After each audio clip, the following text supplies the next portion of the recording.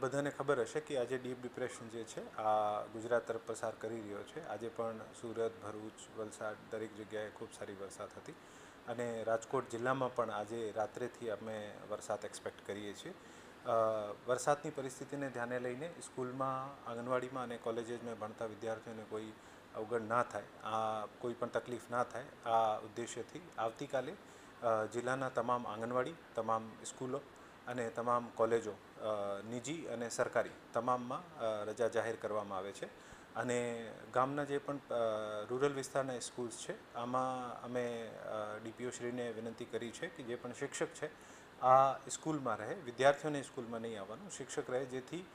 ગામમાં કોઈ પણ પ્રકારનો સ્થળાંતરનો પ્રશ્ન હોય અથવા આશ્રય આપવાનો થતો હોય સ્કૂલમાં, તો સ્કૂલમાં શિક્ષકો જે છે આ મદદ કરી શકે છે. બાકી અત્યાર સુધીમાં રાજકોટ જિલ્લામાં બિલકુલ નાની મોટી બૂંદાબાંદી અમુક જગ્યાએ થઈ છે, કોઈ મોટો વરસાદ નથી થયો અને આપણે અપેક્ષા રાખીએ છીએ કે આવનારા સમયમાં પણ વરસાદ જે છે આના મુજબ આપણે પ્રયત્ન કરીએ અને ઓછામાં ઓછો જાનમાલની હાનિ જે છે આ થવા દઈએ. આજે પણ મેં ગોંડલનો જે તાલુકાનો ડિઝાસ્ટર કંટ્રોલ રૂમ છે તથા ગોંડલના અમુક ગામોમાં પણ વિઝિટ કરી છે. ત્યાં પણ સરપંચેજ અને ગામના પ્રતિનિધિઓને વિનંતી કરી છે કે એવું કોઈ પણ બનાવ બનતો હોય ત્યારે ગામ લોકોને સાવચેત કરવા, ગામ લોકોને પાણી જ્યાં ભરાવ્યું હોય ત્યાં નહીં જવાનું, મનોરંજન માટે પણ જ્યાં તલાવ વગેરે જતા હોય ત્યાં નહીં જવું,